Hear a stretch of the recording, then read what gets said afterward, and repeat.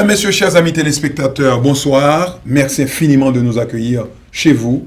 C'est le moment de vous présenter votre magazine, Le Monde en 30 minutes, dont voici le sommaire. Lancement de la commission Laurent.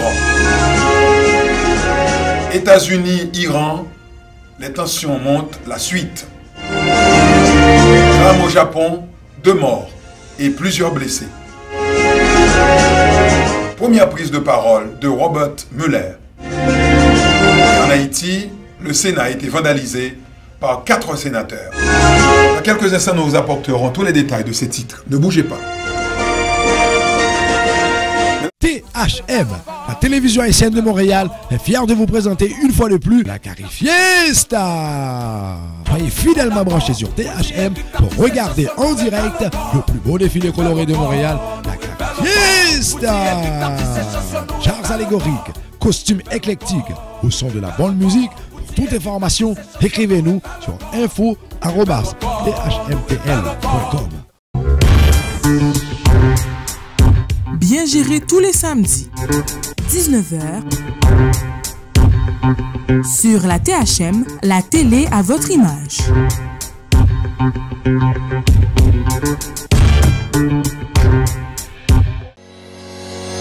Mesdames, Messieurs, voici Télescopie, une émission dédiée à l'invité pour explorer son parcours, revisiter son cheminement, aiguiser notre curiosité. Télescopie, une rencontre à cœur ouvert en 2 parties pour mieux découvrir et apprendre à connaître davantage un artiste, un professionnel, un homme ou une femme d'affaires. Télescopie, une observation en temps réel de l'invité. Sur la THM, votre chaîne, où vous voulez, quand vous voulez, la télé à votre image. Zoom sur l'immobilier. Tous les jeudis soirs à 19h. Sur la THM, la télé à votre image.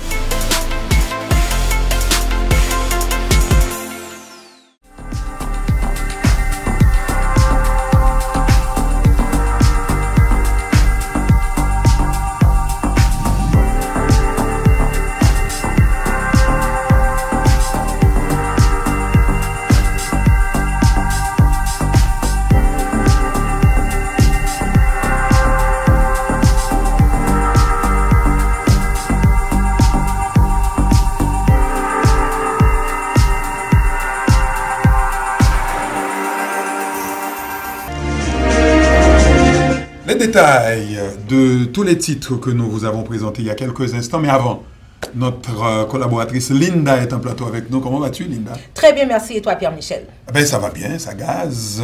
Dans cette actualité, Linda, le gouvernement du Québec vient d'officialiser la commission sur la protection de la jeunesse.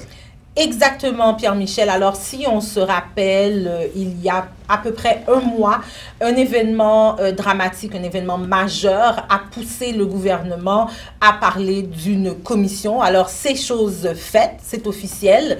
Le Premier ministre Legault et le ministre délégué à la Santé, M. Lionel Carman, ont présenté Mme Régine Laurent comme présidente de à la tête de cette commission. Donc, d'où le nom, la commission Laurent. Elle va bien sûr être entourée... C'est l'ancienne présidente de la Fédération interprofessionnelle de la santé. Exact. Donc, le public connaît sûrement Mme Laurent parce que même avant d'être présidente de la FIC, c'est quelqu'un qui faisait beaucoup parler d'elle. Beaucoup de médias, oui. Oui, parce que c'est quelqu'un de très franc et une personne... Très compétente aussi. Et extrêmement compétente. Est-ce qu'elle n'est pas grand-mère? Je crois qu'elle est grand-mère. Elle est mère et grand-mère. Eh bien, voilà. Elle est mère et grand-mère. Et déjà là, on peut dire que... Elle a déjà un pied d'avance sur beaucoup de gens, mais bien sûr, connaissant son professionnalisme, elle va bien sûr se faire entourer de plusieurs personnes compétentes pour mener cette commission, qu'on dit indépendante, non partisane. D'ailleurs, c'est pour ça que les partis d'opposition rechignaient un peu à apporter leur appui au gouvernement. Exact. Donc, en fait... Madame, il réchignait parce que on avait peur que ça soit vraiment une manœuvre politique, parce qu'on sait très bien qu'il y a eu beaucoup de remaniements au niveau de la protection, de la gestion plutôt de la DPJ et la santé. Donc et qui l'a souvent échappé, la DPJ. Hein? Oui. Mais ce n'est pas la première fois que la DPJ se retrouve dans cette situation-là. Et dans les années 78, il a fallu quand même venir avec une loi. On l'a fait encore il y a quelques années. Et maintenant, parce qu'il faut composer avec les changements au niveau de la société, parce que maintenant, on parle beaucoup d'adoption de couples gay. Et une chose très intéressante aussi qu'on a mentionné, les autochtones vont faire partie de cette... On va prendre bien sûr leur opinion dans cette commission. On parle de budget, on ne sait pas encore. Ils vont s'asseoir, voir quels sont les besoins, quelles étapes devront être suivies pour cette commission. Et par la suite, le budget sera demandé au gouvernement Legault.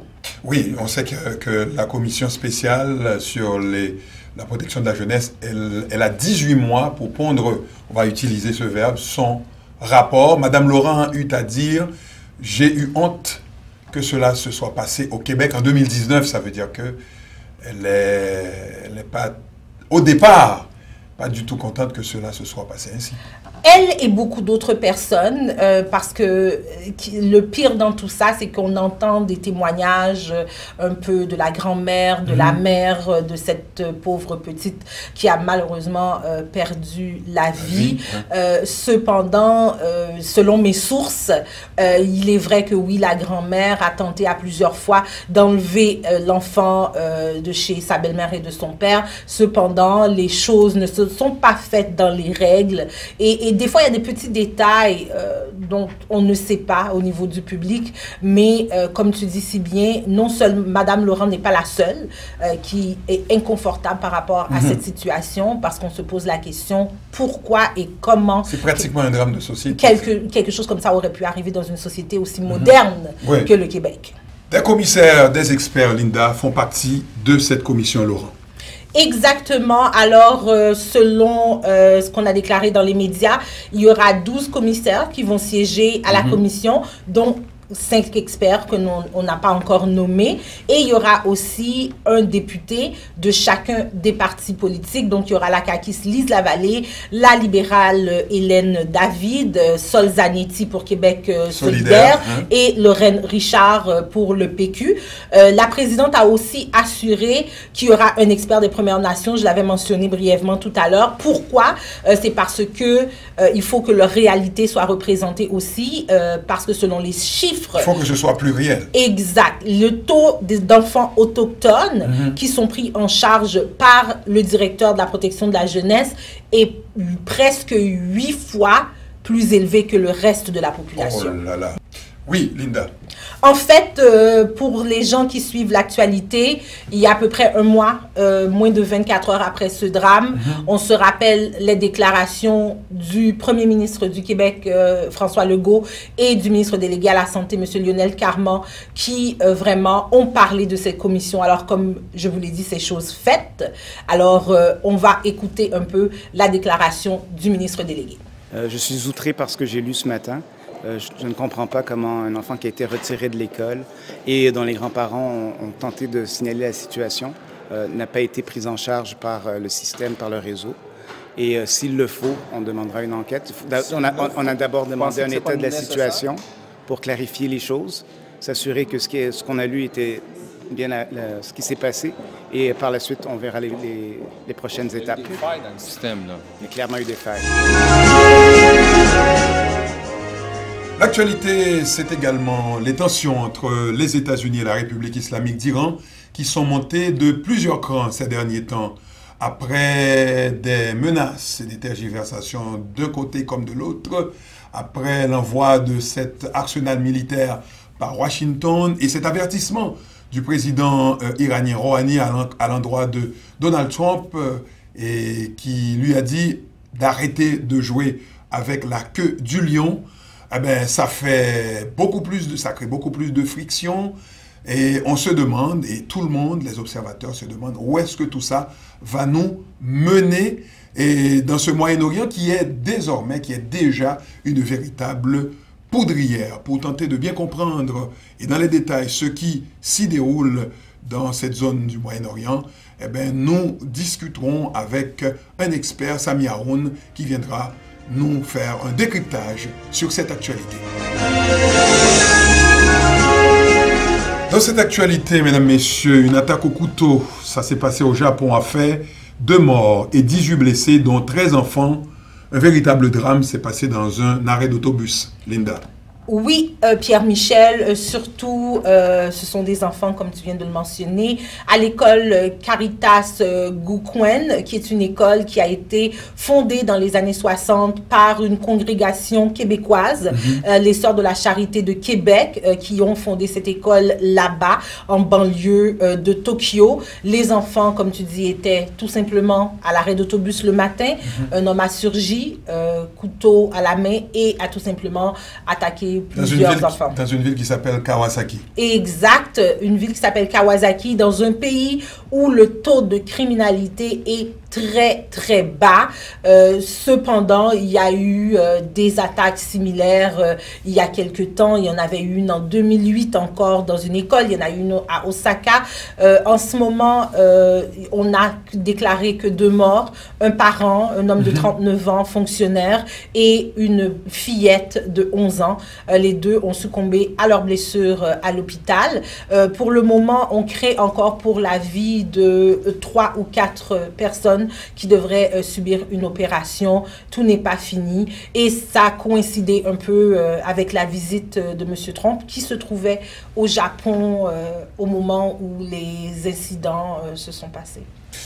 C'est triste, ce genre d'événement, dans une actualité qui se poursuit, mesdames, messieurs, avec cette première prise de parole de l'enquêteur Robert Mueller, qui a déclaré qu'il n'y a pas de provision légale pour poursuivre, inculper, si vous voulez, accuser même le président Donald Trump.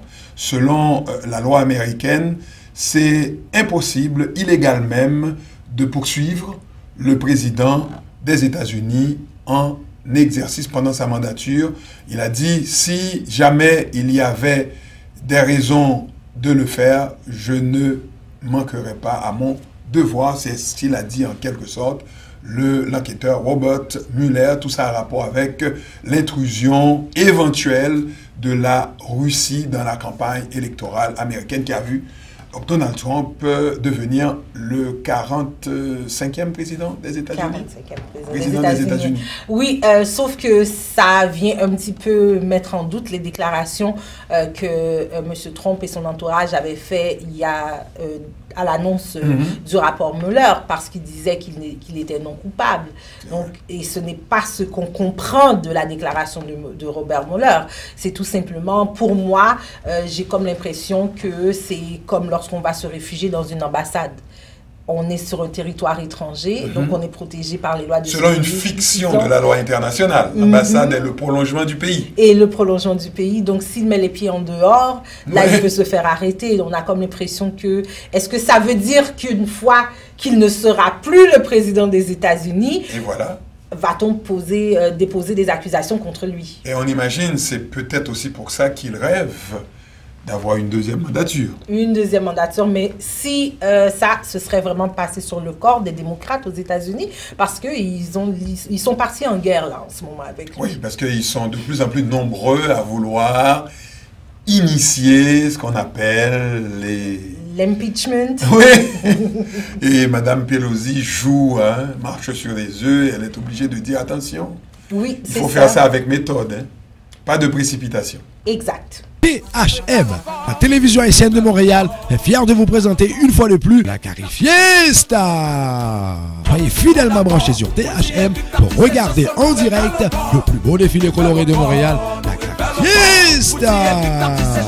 Chars allégoriques, costumes éclectiques, au son de la bonne musique. Pour toute information, écrivez-nous sur info@thmtl.com. Compas sans frontières. Compas sans frontières. Tous les samedis soirs, 18h. Sur la THM. La télé à votre image. La télé à votre image. THM. La télévision haïtienne de Montréal est fière de vous présenter une fois de plus la Carifiesta. Soyez fidèlement branchés sur THM pour regarder en direct le plus beau défilé coloré de Montréal, la Carifiesta. Chars allégoriques, costumes éclectiques, au son de la bonne musique. Pour toute information, écrivez-nous sur info@thmtl.com. Après le numéro de cirque de la semaine dernière au Sénat haïtien, cette fois-ci, il a été l'objet de vandalisme et 4 sénateurs en sont les auteurs, Linda. Oui, ce n'est pas une blague. Ce sont les sénateurs Evalière Beauplan, Nenel Kassi, Ricard Pierre et notre cher Antonio Cherami.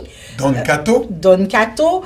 Alors, pourquoi nous citons leur nom haut et fort? Parce que ce n'est pas une rumeur. Ils ont eux-mêmes pris le crédit de ces actes-là. Alors, dans cette vidéo que nos téléspectateurs voient passer un peu en arrière-plan, ce sont des images que nous avons obtenues de Radio-Télé Guinée. Ce sont des images amateurs pour la plupart qui ont été filmées et qu'on voit ça et là sur les médias sociaux.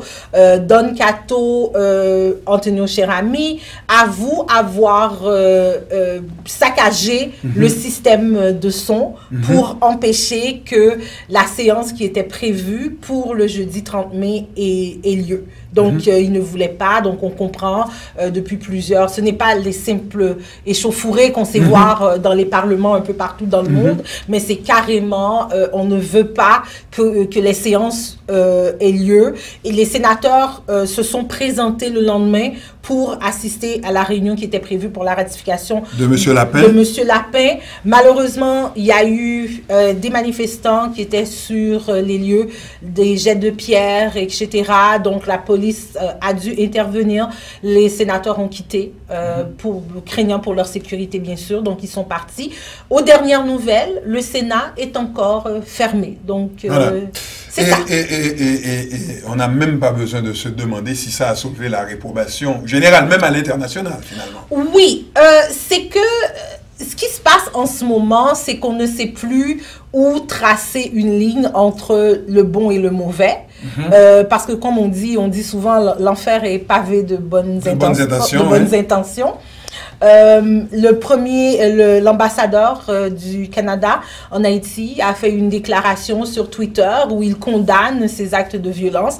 Il demande à tous les partis en présence de s'asseoir. Les acteurs. Oui, de discuter vraiment. Plus simplement du monde. Oui, bon, c'est ça. Donc, qu'est-ce qu'il dit? Il dit que le Canada appelle au dialogue national visant à des solutions à la crise qui sont sécuritaires pour la population haïtienne. Il y a des gens qui sont quand même révoltés par cette déclaration parce qu'ils se disent où est le Canada lorsque Haïti fait face à ces problèmes. Mais qui a tort, qui a raison? On ne veut pas prendre position. Cependant, on trouve assez répréhensible ce genre d'actes. Est-ce la manière de mener une démocratie? Peut-on justifier des actes de ce genre? Ça, c'est la question qu'on doit se poser. Et il y en a beaucoup de sénateurs. Il y en a beaucoup en Haïti. Et justement... quel est ce gouvernement haïtien? Comment est-il composé? Que font ces gens? Quel est le rôle d'un sénateur? Quel est le rôle d'un député en Haïti? On a comme l'impression qu'on est perdu un petit peu dans tout ça. Et là, une question qu'on pourrait se poser, immunité, pourquoi on commet tous ces crimes en ton nom? Parce que de toute façon, ça passe sous le radar de l'immunité. C'est parce que les gens pensent que l'immunité, ça signifie... Une licence pour tuer, c'est-à-dire on peut faire tout parce qu'on a l'immunité parlementaire. Alors que lorsqu'on regarde, si on remonte un petit peu dans l'histoire, Linda, les gens, les pères de l'indépendance haïtienne, ils n'étaient pas toujours d'accord. Et pourtant, ils ont mis leur dissension de côté pour faire ce qui était essentiel. Et puis ensuite, deuxièmement, c'est que dans d'autres pays, lorsque un député ou un sénateur, si d'aventure, un député ou un sénateur agirait comme ça, non seulement vous auriez eu beaucoup de problèmes, mais vous auriez également à payer les dommages que vous avez causés. Non, parce que moi, j'essaie de faire un parallèle entre ce qui s'est passé là-bas et j'imagine un député ici poser le même genre d'acte Oh. à l'Assemblée nationale avec des meubles qui sont souvent des meubles d'époque. Des meubles d'époque, oui. Des meubles d'époque. Ce n'est pas la question de ne pas être d'accord avec quelqu'un. On comprend que, comme on dit souvent en anglais, we have to agree to disagree. C'est ça. C'est à ça que ça sert, une chambre, c'est pour discuter. Donc, c'est un débat d'idées. C'est un débat d'idées, c'est un débat de position, mais cependant, de plus en plus, qu'est-ce qui ressort de ce cirque, comme tu as mentionné au début, c'est que ces 4 sénateurs font partie de l'opposition dite radicale, n'ont déjà plus de mandat. Donc, oui. comme ils... C'est une entente politique qui a permis qu'il y ait une prorogation de leur mandature. Oui, donc est-ce normal que, parce que la démocratie, qu'est-ce qu'elle est en fait? C'est le pouvoir de la majorité. Mais dans ce cas-ci, c'est la minorité, qui impose sa loi. Mais pourquoi? Parce que parce que les institutions sont faibles, parce que le système est en déliquescence, parce qu'on l'a dit la semaine dernière. Parce que regardez les images. Si vous regardez les images, vous voyez quand même des hommes armés avec gilet pare-balles qui sont là et qui assistent au spectacle sans intervenir. C'est ça. Est-ce normal? Non. Est-ce normal? Dans n'importe quel autre pays, ça aurait été très dur d'abord de voir ça, d'accepter ça, et il y aurait des conséquences, ça c'est sûr. Il y aurait des conséquences. Mais j'aimerais te lancer une question. Vas-y. Comme je sais que tu es plus ou moins au courant de la Constitution haïtienne, celle qui a été remaniée en 2012, c'est la Constitution de 87 oui. qui a été remaniée, enfin amendée, dit-on, en 2012. Oui. Dans cette Constitution, on parle bien sûr des représentants du peuple. Dans cette Constitution, je crois que c'est elle qui décide le nombre de sénateurs. C'est 30 sénateurs, 99 députés, quelque chose comme ça. 30 sénateurs, 99 députés dans un pays comme Haïti. Et quel est le rôle du sénateur? Le sénateur, lui, c'est on appelle ça le grand corps. Le Sénat de la République est là pour, avec la Chambre des députés, c'est eux qui composent l'Assemblée nationale, de veiller, de regarder ce que fait le gouvernement et de discuter sur des propositions, sur des lois, etc. Lorsque la Chambre des députés finit de travailler, envoie ça au Sénat pour le même exercice, pour la ratification des lois. C'est la responsabilité de ces gens-là qui sont mandatés par la population pour s'occuper. Parce que c'est pour ça, généralement, on dit, quel est votre bilan législatif? Bon, tout ça, ça nous a amené un peu à réfléchir, parce que tu viens de mentionner le nombre, 30 sénateurs, 90 députés, 99 députés. 99 députés. Essayons de faire une toute petite comparaison avec quelques autres gouvernements dans le monde pour voir un petit peu. Est-ce qu'il y a quelque chose qui cloche avec la composition du gouvernement haïtien? Alors, nous avons une toute petite vidéo que nous allons vous montrer pour regarder un petit peu les chiffres et la composition de 3 ou 4 gouvernements que vous connaissiez très bien.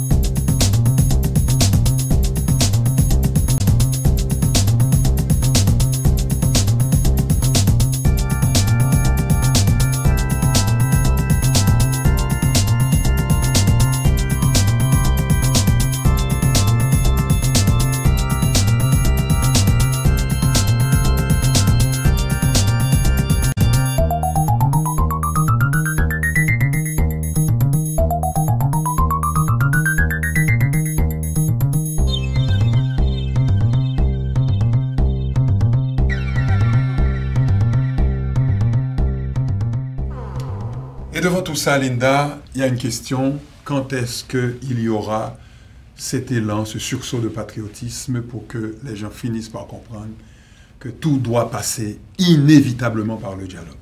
Oui, tout doit passer par le dialogue. Cependant, lorsqu'on regardait les chiffres qui passaient à l'écran, il y a quelque chose que j'ai remarqué. J'ai remarqué qu'aux États-Unis, il y a un sénateur pour 3 millions d'habitants. En Haïti, il y a un sénateur pour 325 000 habitants. Donc, la question qu'on se pose, est-ce vraiment nécessaire d'avoir tous ces sénateurs-là? Exact. Je ne parle pas de le peuple doit être représenté, c'est tout à fait normal. Le seul problème que ça pose, cette histoire-là, c'est est-ce que Haïti a suffisamment les reins solides pour supporter... Monétairement. Monétairement surtout, un gouvernement de cette taille. Enfin, un parlement. Ouais, qu'on appelle ça, c'est la minorité qui impose sa loi. C'est la minorité qui impose sa loi. Et si on compare au Rwanda, qu'on peut quand même appeler un pays qui a dû se relever de presque même superficie avec Haïti. Même superficie. 80 députés, 20 et quelques sénateurs. Bon, c'est pas les mêmes modes d'élection. C'est pas les mêmes modes. Sauf que ce qui est intéressant au Rwanda, c'est qu'il faut absolument que dans le gouvernement, il y ait 30% de femmes. De femmes, oui. Il faut qu'il y ait 30% de femmes. Donc, tout parti politique qui se présente doit présenter des femmes. Et il y a des sénateurs qui sont nommés. Il y a des sénateurs qui sont nommés et ils ne sont pas tout simplement nommés par le président. Ce sont des secteurs bien définis de la population. Par exemple, le secteur universitaire. Exact, qui vont choisir... peut envoyer un représentant. Et d'autres secteurs de la société, le secteur par exemple des syndicats, peut envoyer un représentant et fait de ce représentant-là un sénateur. Un sénateur pour défendre leurs droits. Donc il faut vraiment que tous les secteurs de la population soient présentés. Dans cet organigramme-là. Mesdames, Messieurs, restez là. Dans quelques instants, c'est un rappel des titres à ce magazine Le Monde en 30 minutes. Ne bougez pas. THM, la télévision haïtienne de Montréal, est fière de vous présenter une fois de plus la Carifiesta. Soyez fidèlement branchés sur THM pour regarder en direct le plus beau défilé coloré de Montréal, la Carifiesta. Chars allégoriques, costumes éclectiques, au son de la bonne musique. Pour toute information, écrivez-nous sur info@thmtl.com.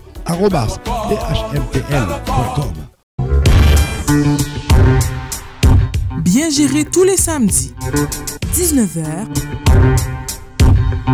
sur la THM, la télé à votre image.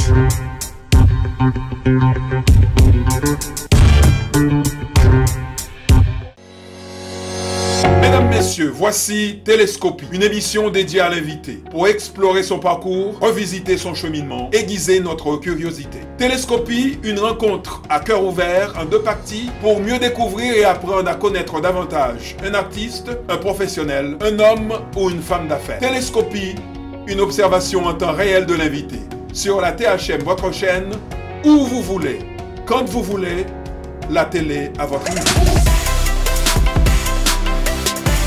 Zoom sur l'immobilier. Tous les jeudis soirs à 19h. Sur la THM, la télé à votre image.